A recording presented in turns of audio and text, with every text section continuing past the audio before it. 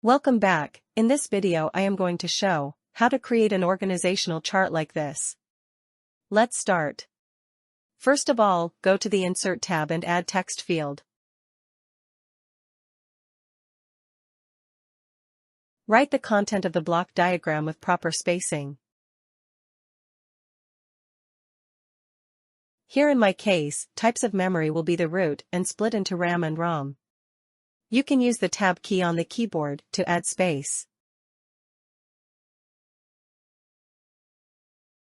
Now right-click on and click on Convert to SmartArt. You can choose any format you like. You can also choose the color of the block.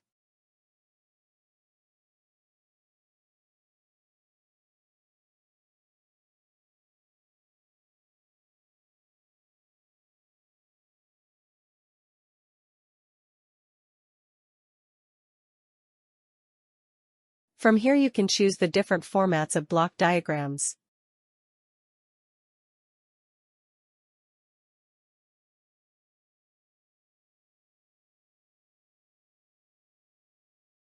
I hope you liked the video. Thanks for watching. Have a nice day.